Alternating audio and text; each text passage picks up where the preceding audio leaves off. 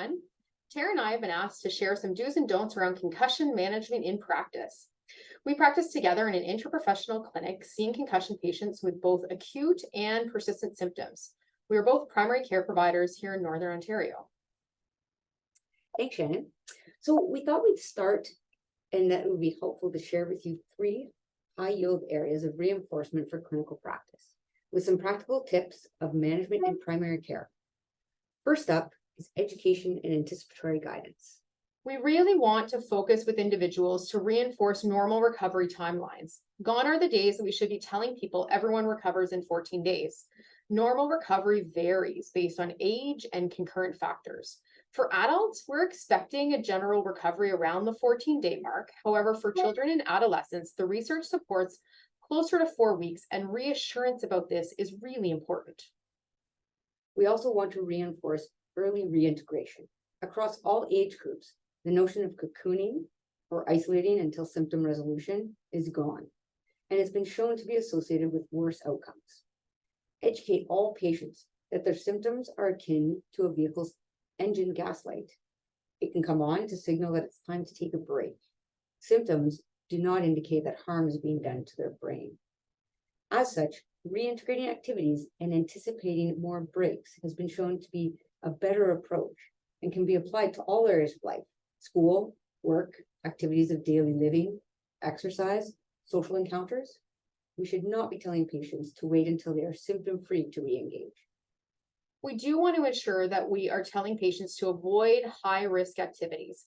Although we do want patients to re-engage in general activity, that doesn't mean return to full contact hockey, climbing ladders, or taking up skydiving. High-risk activities should be avoided until a gradual return to activity has happened and the patient reports feeling back to themselves and ready for such activities, along with medical clearance. We've wanted to review some of the basics for management within primary care that would be easy to implement. So we do want to reinforce exercise and movement. Early exercise within 48 hours of injury has been shown to improve recovery and should be prescribed as a key part of the recovery. This may initially be in the form of walking or light activity, then progressing to body weight exercises, and then more vigorous movement. Return to sport should be followed in a stepwise progression and can be made sport specific. Although contact or full clearance should not occur until full return to work or school without symptoms or accommodations, initiating this return to activity and return to sport process should not be delayed until that point, but rather it should be and progress along with the return to work and school steps. We do encourage that you prescribe self-management strategies. The brain is truly an amazing organ that does change based on stimulus. We want to create an environment that fosters a connection that its own capacity for recovery. This can be in the form of mindfulness-based activities, purposeful structured activity, reaching out to a previously known counselor, reinforce what has worked for the patient in the past. And just like exercise prescription, writing it down is really important. We also want to promote ongoing social interactions. If COVID has taught us anything, we are social beings. Social isolation has a negative effect on recovery. We need to encourage patients to also engage with the things outside of work, school, and rehabilitation that help them in recovery to connect and decompress. We want to ensure that we use objective tools that are specific to concussion for symptom monitoring. It's helpful to show recovery and see where main symptoms are coming from. Tools like Rivermead and the post-concussion symptom severity score should be used.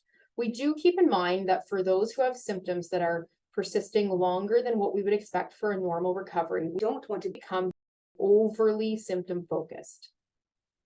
We also want to use objective tools that we are already familiar with and use in our practice.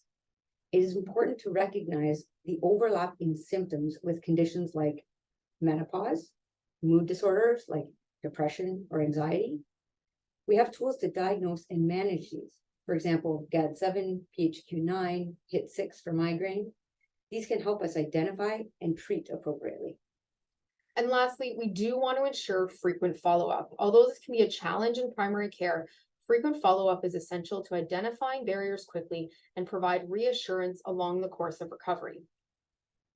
Lastly, we wanted to cover a couple of common pitfalls that we do see in referrals to our center. We don't want to grade concussion. There is no grading system for this injury. There's no mild, moderate, or severe concussions.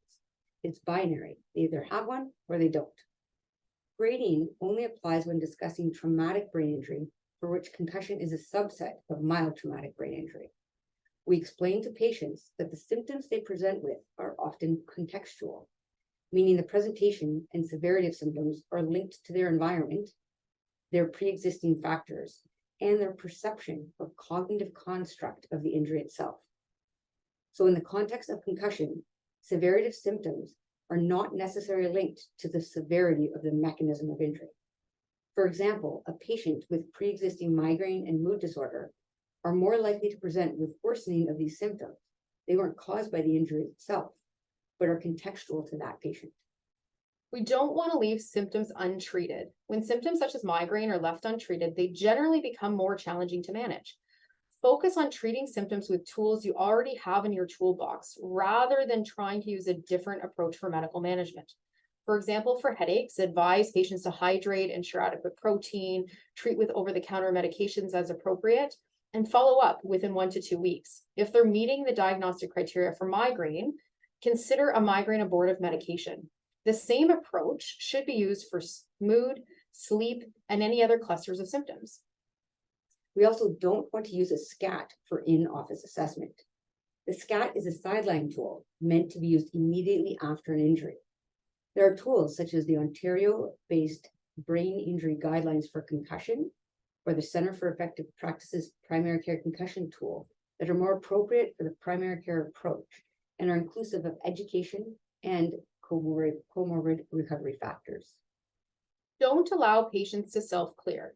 Patients need follow-up and should not be told to return to all of their activities when they feel better or they have no remaining symptoms without follow-up. This is especially important for return to sport. And finally, don't use the term post-concussion syndrome. This is no longer an appropriate diagnostic term. Instead, for patients with symptoms lasting longer than 4 to 6 weeks, we should use persistent symptoms of concussion. This change is to promote the concept that recovery is expected over time and to recognize that symptoms become less and less about the initial concussive injury, but rather they're contextual to the patient and their environment. For example, a student who has been inappropriately out of school for 2 months has become socially isolated. They may have developed low mood and low motivation.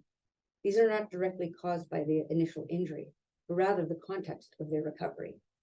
We hope that these do's and don'ts provide some practical advice when seeing patients with a concussion injury in your office. With these foundational tips, we can better help patients on their road to recovery.